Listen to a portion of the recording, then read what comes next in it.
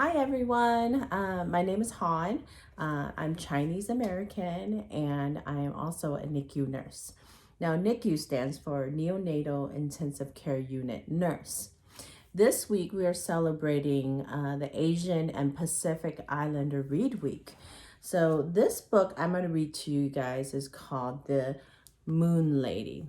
Now The Moon Lady is written by Amy Tan and it's illustrated by Gretchen Shields. Okay.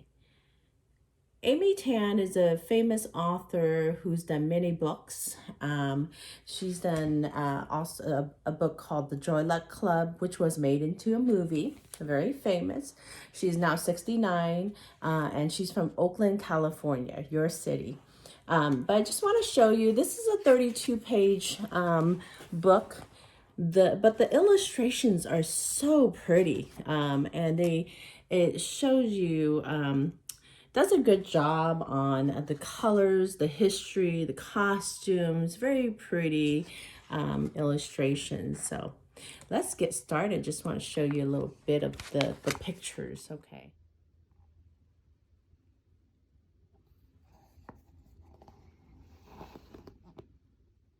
Three sisters looked out the window of their grandmother's apartment.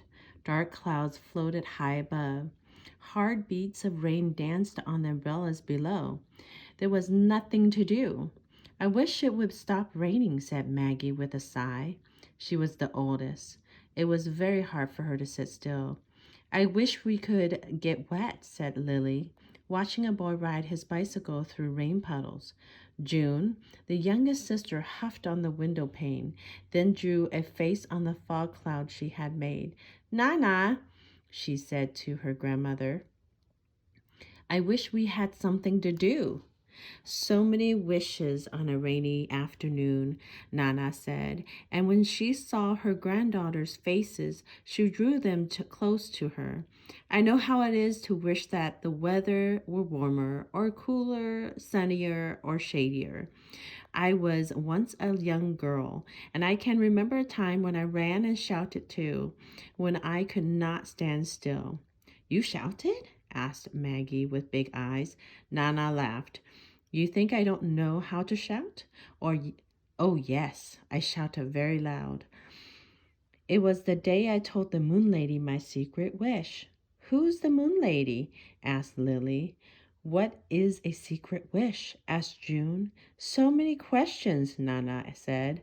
Well, sit down and I will tell you in story that comes from the childhood in China. It is my earliest memory. Many years ago, the year I turned 7, the moon festival arrived during an autumn that was terribly hot. When I awoke on that morning, the 15th day of the 8th moon, the straw mat covering my bed was already sticky.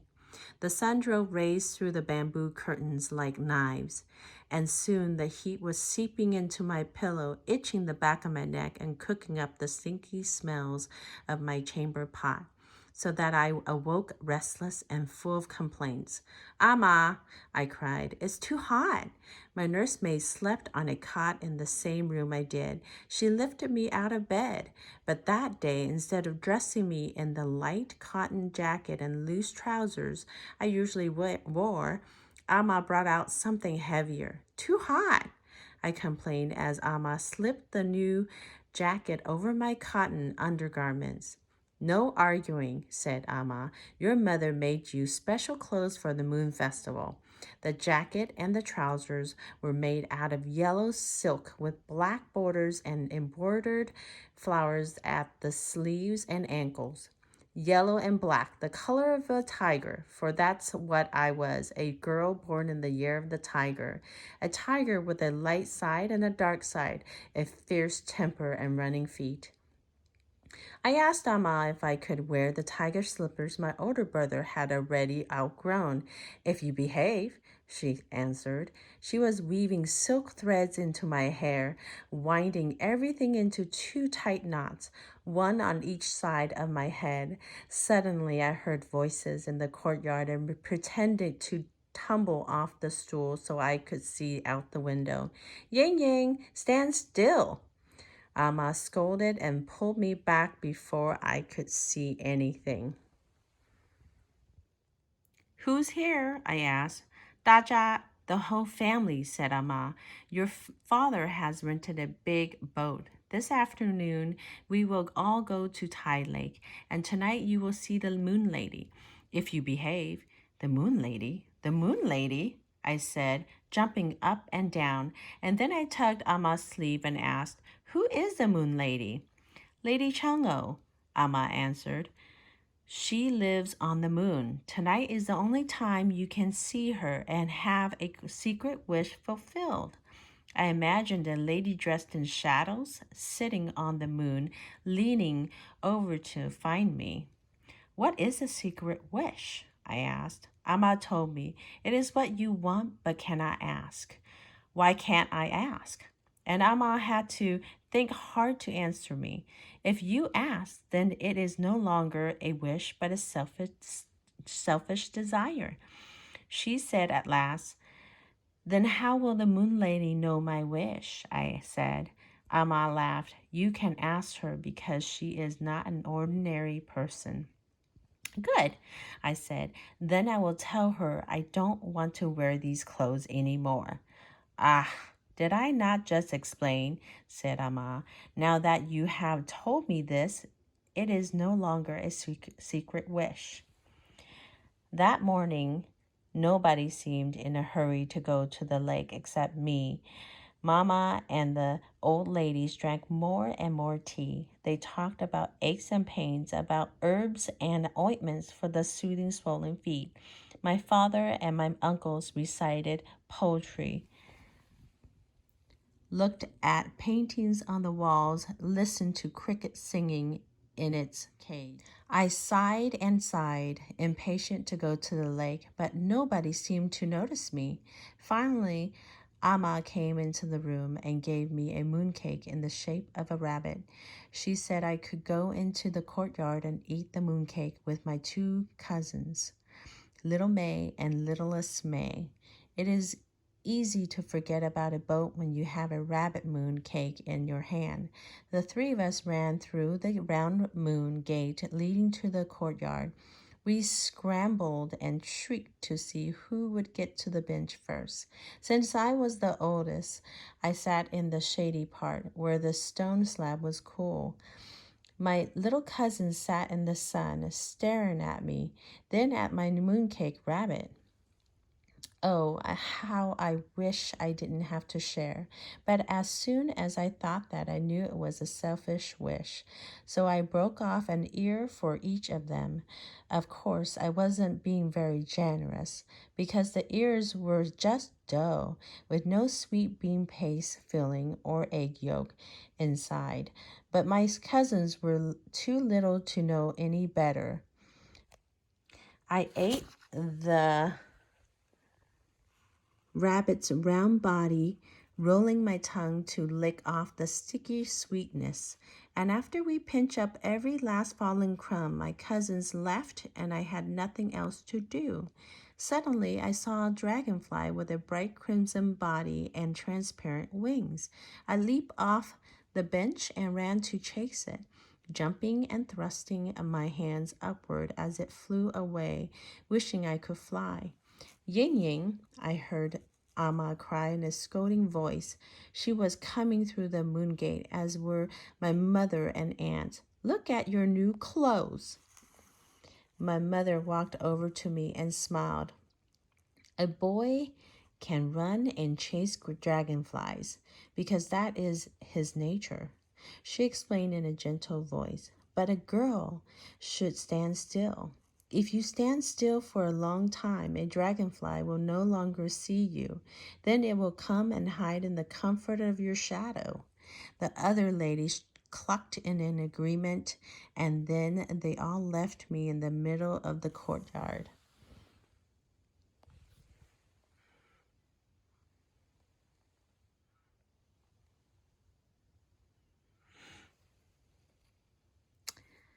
Standing perfectly still like that, I discovered my shadow. It had short legs and long arms, two dark coiled braids just like mine.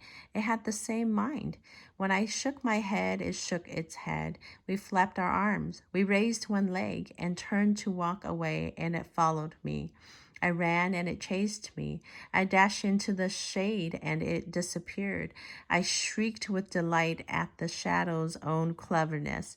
How I love my shadow, this dark side of me that loved all the things no one else could see. And then I heard Amma calling, Yang Yang, it is time to go to the lake. My shadow and I went running toward her. Our entire family was standing by the front gate chatting happily, waiting for the rickshaws to arrive. Baba wore a new brown gown. Mama had on a jacket and skirt with colors that were the reverse of mine, black silk with yellow bands.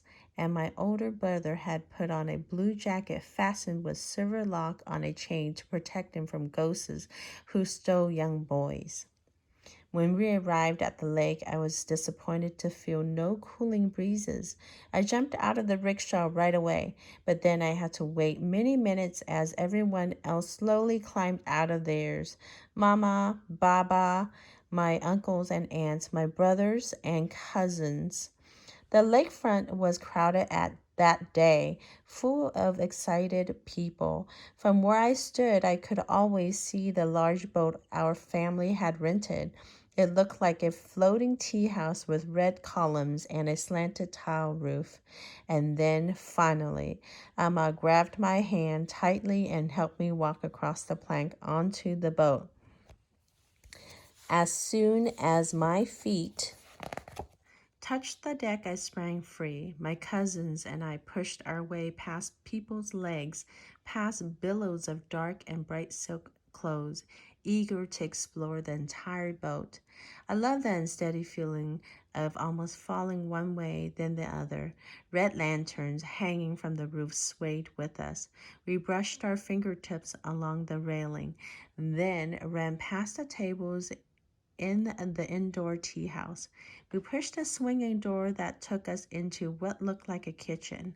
A man holding a big cleaver turned and saw us, and we ran back to the front of the boat, scared. When we returned, we found not just a familiar faces, but a feast.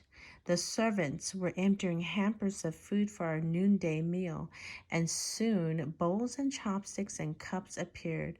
They brought out sacks of apples, pears, and pomegranates, sweaty earthen jars of preserved meats and vegetables, plates loaded with dancing shrimps and freshwater crabs, and stacks of red boxes with 4 mooncakes each.